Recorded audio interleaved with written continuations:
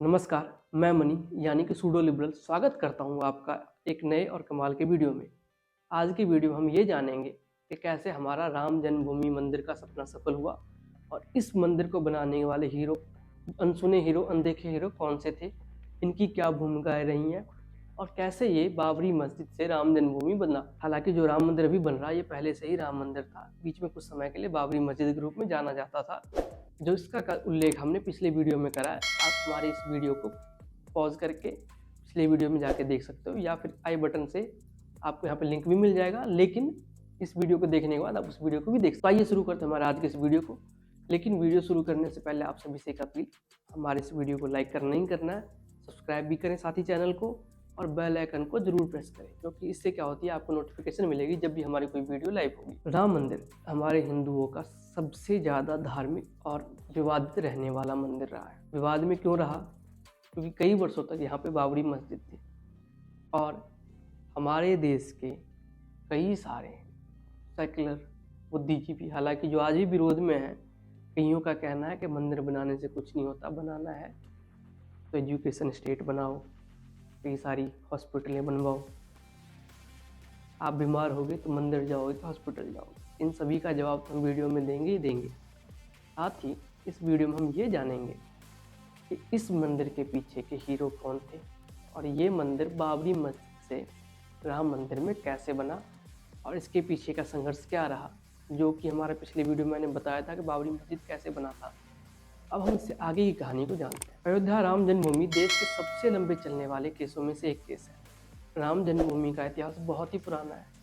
1528 से लेकर 2030 तक श्री राम जन्मभूमि के पूरे 495 वर्षों का इतिहास में कई मोड़ आए। इसमें से 9 नवंबर 2019 का दिन बेहद खास दिन था, जब 5 जजों की संवैधानिक बेंच ने ऐतिहासिक फैसला सुनाया। बार संक्षिप्त में हम इसके इतिहास को फिर से जान लेते हैं, क्योंकि मुझे पता है आप में से कईयों ने तो वीडियो देखी होगी पुरानी, हालांकि कुछ नहीं देख पाए तो उनके लिए मैं फिर से एक बार रिपीट कर दे रहा हूँ शॉर्ट में। हालांकि डिटेल में जानिए तो आप मेरी पुरानी वीडियो को देख सकते हो, ऊपर आई बटन में लिंक है। 1528 में मुगल बादशाह के सिपह सलार मीर बाकी ने विवादित जगह पर मस्जिद का निर्माण कराया। इस स्थान को लेकर हिंदू समुदाय के लोगों के द्वारा यह दावा किया गया कि यहाँ भगवान राम की जन्मभूमि है। इस स्थान पर एक प्राचीन मंदिर था। हिंदू पक्ष के लोगों ने मस्जिदों में बने 3 गुंबदों के नीचे एक गुंबद को भगवान राम का जन्म स्थान बताया, हालांकि जो बाद में कोर्ट में प्रूव भी हुआ। 1853 से 1949 के बीच श्री राम जन्मभूमि पर जहां मस्जिद का निर्माण किया गया, वहां के आसपास के कई स्थानों पर पहली बार 1853 में दंगे हुए। इसके बाद 1859 में अंग्रेजी प्रशासन ने विवादित स्थान के आसपास बाड़ लगा दी ताकि कोई भी हिंदू अंदर जाके पूजा पाठ ना कर सके। हालांकि मुसलमानों को अंदर जाने की इजाज़त थी, वहीं हिंदुओं को बाहर जैसे एक बार चबूतरे पे पूजा करने के लिए इजाज़त दी गई थी, वही फिर से चालू कर दिया गया था हिंदुओं के लिए कि आप बाहर से आप चबूतरे को राम जन्मभूमि का मान के वहीं पे आप उनकी पूजा आराधना कर सकते हो। फिर समय आता 1949 का, जब मस्जिद में भगवान राम की मूर्तियाँ मिली। इसे लेकर हिंदू समुदाय के लोग ये कहते हैं कि यहाँ पे साक्षात भगवान राम प्रकट हुए। वही मुस्लिम समुदाय के लोगों ने ये कहा किसी ने चुपके से यहाँ पे मूर्तियाँ रखी। आपने ये बयान कई बार सुना होगा, कुछ दिन पहले भी मुस्लिम लीडरों ने कई बार ये बात कही थी। अब ऐसे में यूपी सरकार ने तुरंत मूर्तियों को वहाँ से हटाने का आदेश दे दिए, लेकिन वहाँ के जिला मजिस्ट्रेट डीएम जो थे के नायर जी ने धार्मिक भावना को ठेस पहुँचने और दंगे भड़कने के डर से इस आदेश को पूरा करने में असमर्थता जताई। इस प्रकार से सरकार द्वारा दी गई इस ऑर्डर को वहाँ पे उस वक्त के लिए टाल दिया गया, लेकिन सरकार ने इसे विवादित ढांचा मान के यहाँ पे ताला लगा दिया। 1950 में फैजाबाद के सिविल कोर्ट में 2 अर्जी दाखिल हुई। इनमें से एक तो विवादित भूमि पर रामलला की पूजा की इजाज़त और दूसरी मूर्ति रखे जाने की इजाज़त मांगी गई। इसमें आता है 1961 का। यहाँ पे यूपी सुन्नी वक्फ बोर्ड ने एक अर्जी दाखिल की और विवादित भूमि पर पोजीशन और मूर्तियों को हटाए जाने की मांग की। उनका कहना था कि यहाँ पे जो मूर्तियाँ रखी गई ये इन लोगों ने रखी है, इसको यहाँ से हटाया जाए और हमें इस जो विवादित भूमि है, यानी कि जो पूरा बाबरी मस्जिद का जो ढांचा था और उसके आसपास का जो इलाका था, इस पे पूरा हक दे दिया जाए। 1 फरवरी 1986 में यूसी पांडे की याचिका पर फैजाबाद के जिला जज केएम पांडे ने हिंदुओं को पूजा करने की इजाज़त दे दी। ये याचिका बहुत पहले लगाई गई थी, लेकिन इजाज़त मिली 1984 में आके, 1984 और 86 के बीच के अंतराल में। इसी बीच 6 दिसंबर 1992 को बीएचपी और शिवसेना समेत कई हिंदू संगठन के लाखों कार्यकर्ताओं ने विवादित ढांचे को गिरा दिया। इससे देश भर में सांप्रदायिक दंगे हुए और हजारों की तादाद में लोग मारे गए। 2010 में इलाहाबाद हाईकोर्ट ने एक फैसला दिया जिसमें उन्होंने इस भूमि को तीनों पक्षों के बीच में बराबर बराबर बांटने का आदेश दिया। ये पक्ष थे रामलला विराजमान, निर्मोही अखाड़ा और सुन्नी वक्फ बोर्ड। उसके बाद 2017 में सुप्रीम कोर्ट ने आउट ऑफ कोर्ट सेटलमेंट का आह्वान किया। भाजपा के कई नेताओं पर आपराधिक साजिश के आरोप बहाल किए गए, लेकिन 2017 का ये आउट ऑफ कोर्ट सेटलमेंट भी कुछ काम का नहीं रहा। इसके बाद बारी आती 2019 की। 8 मार्च 2019 को सुप्रीम कोर्ट ने मामले की मध्यस्थता के लिए एक पैनल बनाया और पैनल को 8 सप्ताह के भीतर अपनी सारी कार्रवाई को खत्म करने का आदेश दिए। इसके बाद 1 अगस्त को मध्यस्थता पैनल ने रिपोर्ट पेश की और 2 अगस्त को सुप्रीम कोर्ट ने मध्यस्थता पैनल मामले में समाधान निकालने में कामयाब नहीं रहे, इस बात को मान के अपनी कार्रवाई को अपनी सुनवाई को तेज कर दी, जिसके बाद प्रतिदिन सुनवाई होने लगी। 16 अगस्त 2019 को सुनवाई पूरी होने के बाद फैसला को सुरक्षित रखा गया। फिर 9 नवंबर 2019 को सुप्रीम कोर्ट के 5 जजों की बेंच ने श्री राम जन्मभूमि के पक्ष में फैसला सुनाया। वहीं 2.77 एकड़ विवादित भूमि हिंदू पक्ष को मिली। वहीं मस्जिद के लिए अलग से 5 एकड़ जमीन मुस्लिम पक्ष को मुहैया कराने का आदेश दिया गया। अब एक चीज़ देखो, हिंदू पक्ष को 2.77 एकड़ ज़मीन ही मिली, लेकिन जो मुस्लिम पक्ष है उन्हें 5 एकड़ ज़मीन कहीं और उनकी जगह पे कहीं और जगह पे लोकेट करने के लिए दिया गया। 25 मार्च 2020 को पूरे 28 साल बाद रामलला जी टेंट से निकल के फाइबर के मंदिर में शिफ्ट हुए और इसके बाद 5 अगस्त को भूमि पूजन किया गया। 2024 अब एक बार फिर से श्री राम जन्मभूमि का मंदिर बनने वाला है। जो आप लोगों ने सुना ही है, 22 जनवरी 2024 को रामलला के भव्य मंदिर का अभिषेक होगा, यानी कि रामलला जी अपने घर में विराजमान होंगे। इस तरह से सालों से चले विवाद का अंत हुआ और अयोध्या में रामलला जी फिर से अपने घर को जाएंगे। अब जरा एक चीज़ हम ये देखते हैं कि अयोध्या के इतिहास को देखने से आप लोगों को इन चीज़ों का ये अंदाजा लगा कि इसके बाद कि आज़ादी के बाद जो है ना 3 पड़ाव जो हैं जो अहम रहे हैं। पहला 1949 का, जब विवादित स्थल पर मूर्तियां रखी गई। दूसरा 1986 का, जब विवादित स्थल का ताला खोला गया। और तीसरा 1992 का, जब विवादित स्थल गिरा दिया गया। 1992 की बात की कहानी आप सबको पता है, लेकिन 1949 से लेकर अब तक बहुत कुछ हुआ है जो आपको जानना चाहिए और मेरा मकसद यही है इस वीडियो के माध्यम से आपको उन कहानियों के बारे में अवगत कराऊं। 30 अक्टूबर 1990 अयोध्या के आंदोलन के सबसे अहम पड़ावों में से एक पड़ाव था। 1987 में विवादित स्थल का ताला खोले जाने के बाद से लगातार ही अयोध्या में राम मंदिर बनाने की मांग जोर पकड़ रही थी। आंदोलन के लगातार बढ़ने के दबाव के कारण 1989 में चुनावों की आहट के बीच केंद्र की राजीव गांधी की सरकार और उत्तर प्रदेश की नारायण दत्त तिवारी की सरकार ने मंदिर निर्माण के लिए शिलान्यास तो करा दिया, लेकिन 1989 के चुनावों में यह मुद्दा धार्मिक के साथ साथ राजनीतिक भी हो गया। लालकृष्ण आडवाणी और भाजपा के कई शरीकों के नेताओं ने इस आंदोलन को बीजेपी का आंदोलन बताते हुए रथ यात्रा की शुरुआत कर दी, यानी कि मंदिर आधिकारिक तौर पर अब चुनावी मुद्दा हो गया था। दूसरी ओर संत भी इस आंदोलन को छोड़ना नहीं चाहते थे, क्योंकि उनकी शुरू से मांग रही है कि रामलला हमारे हिंदुओं के आराध्य देव रहे हैं। और अयोध्या में कार सेवा की तारीख रखी गई 30 अक्टूबर 1990। 1989 में जनता दल की सरकार भले ही बीजेपी के सहयोग से बनी, लेकिन पार्टी के 2 बड़े नेता उत्तर प्रदेश और बिहार की कमान संभाल रहे मुलायम सिंह यादव और लालू यादव बीजेपी के इस चाल से परेशान थे। उन्हें कभी भी ये मंजूर नहीं था कि उनकी सरकार के रहते देश में इस तरह की राजनीति हो, क्योंकि इस राजनीति से उनका वोट बैंक खराब हो रहा था। क्योंकि उनका समीकरण कुछ और था, जिस समीकरण को तोड़ने के लिए बीजेपी ने राम मंदिर का ये हिंदुत्व वाला समीकरण अपनाया था। अब राम मंदिर आंदोलन में लगातार हो रहे ध्रुवीकरण को देखते हुए दोनों सरकारों ने यह फैसला किया कि बिहार में जहां लालकृष्ण आडवाणी की रथ यात्रा को रोक दिया गया, वहीं अयोध्या में विवादित स्थल का ढांचा बनाए रखने के लिए कार सेवकों पर गोली चला दी गई। कार सेवा समिति के अध्यक्ष जगत गुरु शंकराचार्य वासुदेवानंद सरस्वती बताते हैं कि 30 अक्टूबर 1990 को लाखों की तादाद में कार सेवक अयोध्या पहुंच चुके थे। उन्हें सरकार से इस तरह की सख्ती का बिल्कुल ही अनुमान नहीं था।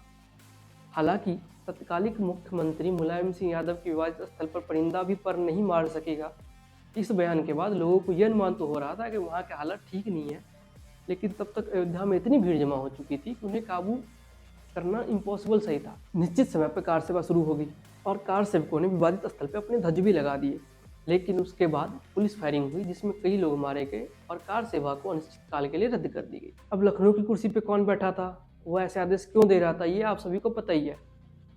लेकिन अभी जरा ये जानते हैं कि जो ये घटनाक्रम हुआ था उसमें 2 नवंबर को ऐसा क्या हुआ कि जिसके कारण यहाँ पे गोलियां चली थी। सुबह के 9:15 बजे थे। कार्तिक पूर्णिमा पर सरयू में स्नान कर साधु और राम भक्त कार सेवा के लिए राम जन्मभूमि की ओर बढ़ रहे थे। पुलिस ने घेरा बना के चारों ओर से उन्हें रोक रखा था।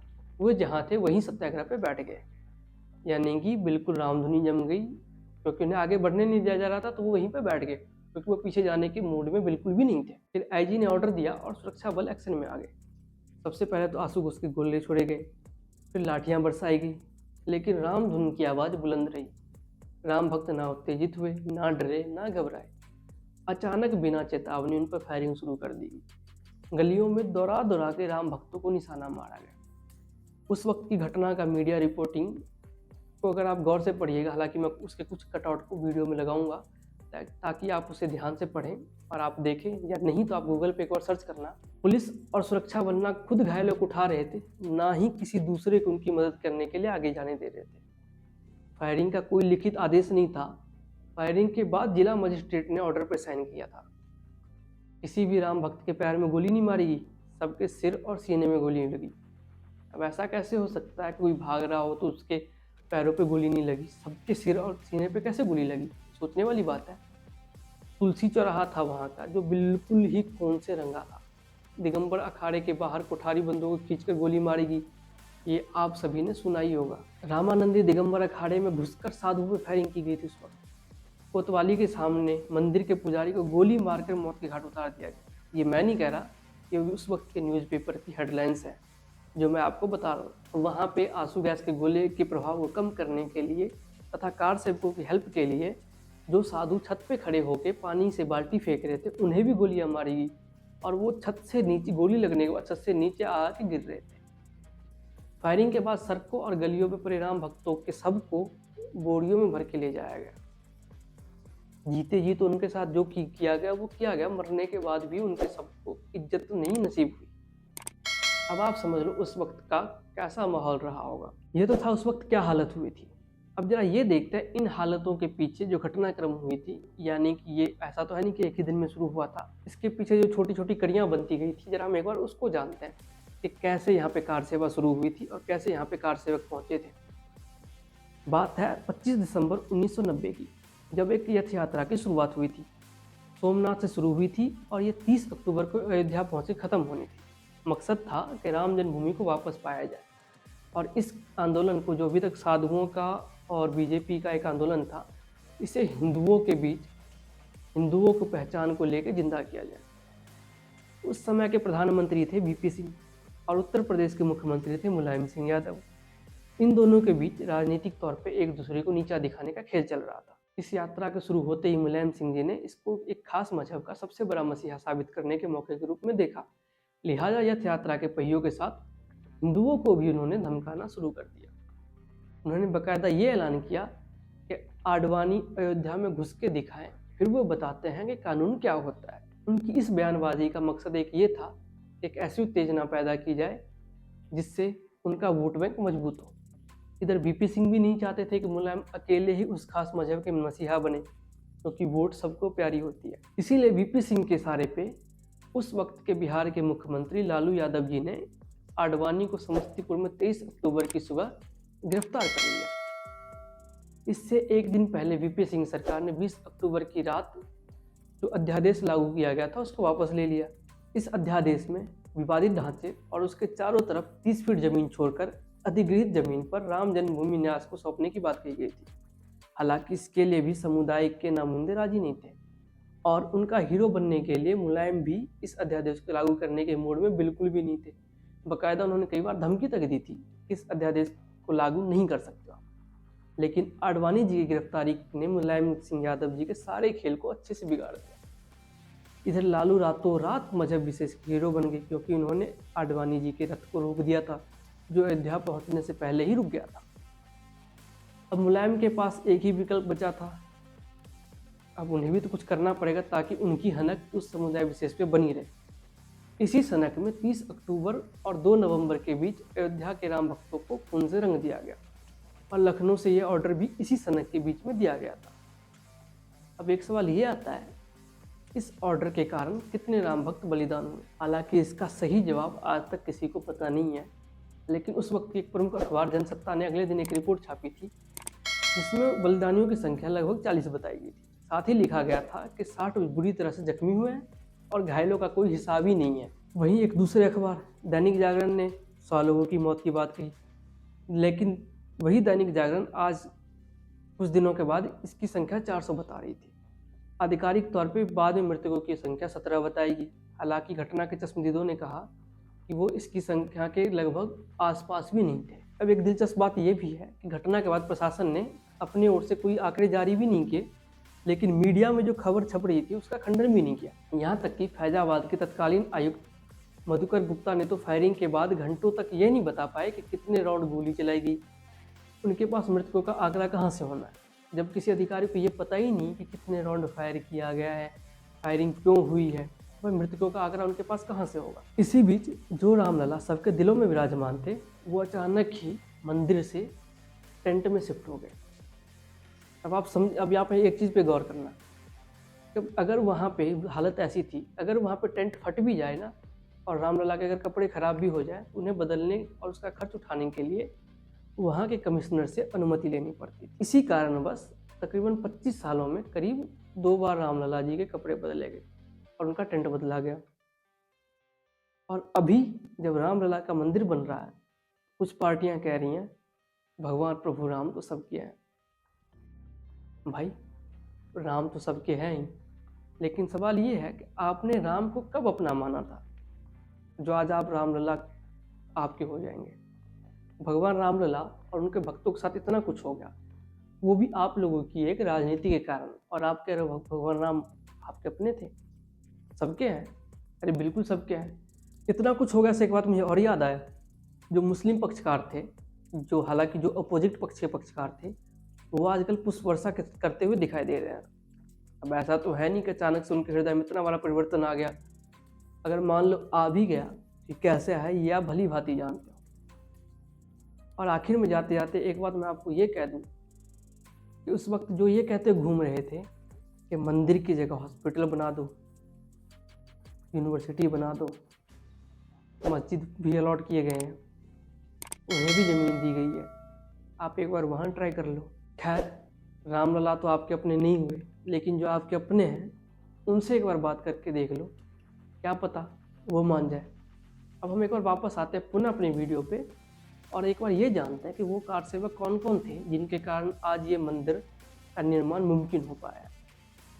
अब इस यहाँ पे एक बात आप ये देखना कि आज के दौर में जो तथाकथित कट्टर हिंदू सोशल मीडिया पे कट्टर बन के घूम रहे हैं, इनका लेवल और उस वक्त के उन कार सेवकों का लेवल क्या था। वीडियो में आगे बढ़ने से पहले मैं एक बात बता दूं, उस वक्त के हालात को देखते हुए वहाँ पर जाने वाले हर एक कार सेवक को वो अंदाज़ा था कि वहाँ पे कुछ भी हो सकता है, लेकिन वो अपनी जान की परवाह ना करते हुए वहाँ पे कार सेवा के लिए गए। आज के दौर में कईयों ने चंदा दिया था 200-250 रुपये, लेकिन सोशल मीडिया पे एक रामलला के गर्भगृह की फ़ोटो वायरल हुई थी। उन्होंने ये सवाल उठाना स्टार्ट कर दिया कि हमने चंदा तो मंदिर के लिए दिया, लेकिन मोदी सरकार यहाँ पे गुंबद बनवा रही है। मूर्खों, अपना लेवल चेक करो और उनका लेवल चेक करो। अगर सीखना है ना हिंदुत्व क्या था, उनसे सीखो। चलो इससे हट के सबसे पहले जरा हम ये जानते हैं कि कार सेवा है क्या। कार सेवक शब्द संस्कृत से लिया गया है। कार का अर्थ होता है हाथ, और हालांकि इंग्लिश में इसकी स्पेलिंग CAR नहीं KAR कार है, और सेवक का अर्थ होता है सेवा करने वाला। यानी कि जो लोग किसी धार्मिक कार्य या संस्था के लिए परोपकार से जुड़ा काम निस्वार्थ निःशुल्क करते हैं, उन्हें कार सेवक कहा जाता है। क्योंकि परोपकार ज़्यादातर धर्मों से जोड़ के ही किया जाता है, इसीलिए कार सेवा का शब्द का अर्थ धार्मिक कार्यों के निस्वार्थ और निःशुल्क करने वाले व्यक्ति से लिया गया है। उस दौरान विश्व हिंदू परिषद द्वारा राम मंदिर बनवाने के लिए लोग वॉलंटियर के रूप में अयोध्या भेजे गए थे, उन्हें कार सेवक कहा गया था। सन 1983 में अमृतसर के स्वर्ण मंदिर को भी बचाने के लिए कई सिख कार सेवक के रूप में सामने आए थे। अब कुछ खास कार सेवक, हालांकि सबका नाम लेना मेरे लिए पॉसिबल नहीं है, हालांकि इस वीडियो की लेंथ पहले से बहुत लंबी बन चुकी है, लेकिन फिर भी जिनका नाम लेना में ज़्यादा वो था, उनके नाम मैं ले रहा हूँ। एक थे मोरेश्वर नीलकंठ, जिन्हें मरणोपरांत पिंगले के नाम से जाना गया। नागपुर के मॉरिस कॉलेज से स्नातक थे और राष्ट्रीय स्वयंसेवक संघ से जुड़े हुए थे। ऐसे ही थे अपने कोठारी बंधु, जिनके बारे में आप लोगों ने सुना ही होगा। इन बंधुओं के नाम थे राम कुमार कोठारी और शरद कुमार कोठारी। दोनों सगे भाई थे जो अक्टूबर 1990 में कार सेवा के लिए कोलकाता से अयोध्या आए थे। वे 1980 के दशक में स्थापित आरएसएस प्रेरित संगठन बजरंग दल से जुड़े हुए थे। उन्होंने 30 अक्टूबर 1990 को कार सेवकों के पहले बैच के सदस्यों के रूप में अयोध्या में कार सेवा करने के लिए भाग लिया था। 2 दिन बाद 2 नवंबर को ही वो जब कार सेवा कर रहे थे, पुलिस ने बिल्कुल करीब से उन्हें गोली मारी थी। जब उनकी हत्या हुई थी तब राम 23 साल के थे और शरद सिर्फ 20 साल के ही थे। अब आप इन दोनों भाइयों के हिंदुत्व और इनके जज्बे को एक बार सोच सकते हो कि कितनी ज़्यादा ये हिंदुत्व से जुड़े हुए थे। हालांकि इन दोनों बंधुओं की हत्या से ही देश भर में हिंदुओं में आक्रोश फैला था और उन्हें राम जन्मभूमि आंदोलन के बलिदानी नायकों के रूप में जाने जाने लगा। 1990 के दशक में इनके बलिदान के बाद बड़ी संख्या में युवाओं ने इस आंदोलन को रुक किया था। ऐसे ही एक आंदोलनकारी थे, यानी कि कार सेवक थे, देवराहा बाबा। ये आध्यात्मिक रूप से सन्यासी थे और इनका जन्म स्थान और जन्मतिथि के बारे में जानकारी भी बहुत ना के बराबर ही है, एक रहस्य के रूप में ही है। लेकिन माना जाता है कि उत्तर प्रदेश के देवरिया के पास सरयू नदी के तट पे वो हमेशा विराजमान रहते थे और उनके अनुयायियों में भारत के पहले राष्ट्रपति राजेंद्र प्रसाद और इंदिरा गांधी, राजीव गांधी और अटल बिहारी वाजपेयी जैसे सरीखे के नेता शामिल थे। इन्होंने जनवरी 1984 में प्रयागराज के कुंभ में धर्म संसद की अध्यक्षता की। यहाँ पर इन्होंने सभी धर्मों और सभी संप्रदायों के धार्मिक नेताओं से ये अपील करा था कि आप अपने आध्यात्मिक क्षेत्र से उठ के राम मंदिर के सामूहिक रूप से निर्माण का निर्णय करें। ऐसा कहा जाता है कि जब राजीव गांधी शिलान्यास के संबंध में उनकी सलाह और आशीर्वाद लेने गए तो उन्होंने ये कह के उन्हें वहाँ से हटा दिया, कभी बच्चे हो जाने दो। ऐसे ही एक और कार सेवक थे जिनका नाम था बैरागी अभिराम दास। बिहार के दरभंगा में जन्मे बैरागी अभिराम दास रामानंदी संप्रदाय के एक तपस्वी थे और उनका नाम 22 दिसंबर 1949 की मध्य रात्रि को भगवान राम के जन्म स्थान पर बने विवादित ढांचे में भगवान राम की मूर्ति उभरने के बाद सामने आया। उस समय प्रशासन की तरफ से दर्ज की गई एफआईआर में उन्हें मुख्य रूप से आरोपी बनाया गया। उन्हें अयोध्या में योद्धा साधु के रूप से जाना जाता था। हिंदू महासभा के सदस्य दास मजबूत कदकाठी के थे और कुश्ती की कला में पारंगत थे। 1981 में उनकी मृत्यु हो गई है। एक ऐसे बहुत ही जाने पहचाने कार सेवक थे जिनका नाम था महंत अवैधनाथ। महंत अवैधनाथ राम मंदिर आंदोलन का नेतृत्व करने के लिए 1980 के दशक के मध्य में स्थापित राम जन्मभूमि मुक्ति यज्ञ समिति के पहले अध्यक्ष थे। वह एक प्रमुख संगठन राम जन्मभूमि न्यास समिति के अध्यक्ष थे। इस संगठन ने इस आंदोलन में महत्वपूर्ण भूमिका निभाई थी। कृपा सिंह बिष्ट के रूप में जन्मे महंत अवैधनाथ उत्तर प्रदेश के गोरक्षपीठ के महंत दिग्विजय नाथ के अनुयायी बन गए थे और 1940 में एक सन्यासी के रूप में महंत अवैधनाथ का नाम उन्होंने अपनाया था। 1969 में वह गोरक्षपीठ के पीठाधीश्वर बने और हिंदू महासभा के सदस्य भी थे। वह 5 बार विधायक रह चुके थे और 4 बार गोरखपुर से लोकसभा सांसद भी रहे हैं। इन्हें भी बाबरी मस्जिद विध्वंस में आरोपी बनाया गया था। ये कुछ प्रमुख नाम थे। इनके अलावा कई नाम ऐसे भी हैं जिनका आज तक पता ही नहीं चल पाया। उदाहरण के लिए राजस्थान का एक जिला है श्रीगंगानगर। वहाँ के एक कार सेवक थे जिनका नाम पता नहीं चल पाया था।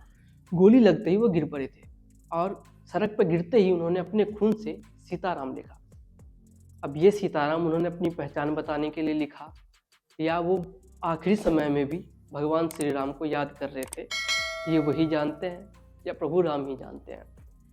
लेकिन ताज्जुब करने वाली बात यहाँ पे एक और है कि उनके गिरने के बाद भी सीआरपीएफ की टुकड़ी ने उनकी खोपड़ी पे यानी कि उनके सिर के पिछले भाग पे 7 गोलियां मारी।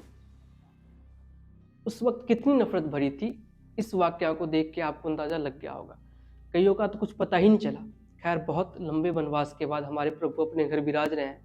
तो आप सबसे एक निवेदन ये है कि 22 जनवरी की रात को रामलला के लिए दिए जलाने के बाद 2 दिए हमारे इन कार सेवकों के लिए जलाए, क्योंकि इनकी बदौलत ही हम आज अपने प्रभु श्री राम को उनके घर में लेके जा रहे हैं। अब जाते जाते एक सवाल आप सभी से, आखिर वो क्या बात थी कि एक हिंदू मेजॉरिटी स्टेट होने के बावजूद भी हम प्रभु श्री राम जी का मंदिर तकरीबन 500 साल के संघर्ष के बाद बना पा रहे हैं? आखिर क्या बात थी कि मंदिर तो चलो कोर्ट के फैसले के बाद बन रहा, लेकिन इस पे राजनीति अभी भी थम नहीं रही। जिन लोगों ने उस वक्त कार सेवकों पे गोलियां चलाई थी वो आज अपने कार्यालयों के बाहर में हमारे आराध्य देव विराज रहे हैं, इनका पोस्टर लगा के घूम रहे हैं। और जिन लोगों ने उस वक्त अपने आप को किसी खास समुदाय का हितैषी दिखाने के लिए राजनीतियां करी, वो आज भी इस बात को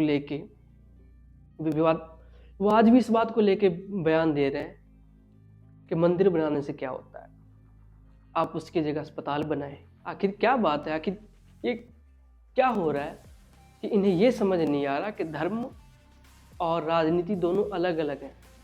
धर्म हमारी आपकी आस्था का विषय है, जबकि राजनीति को आस्था से नहीं जिया जाना चाहिए।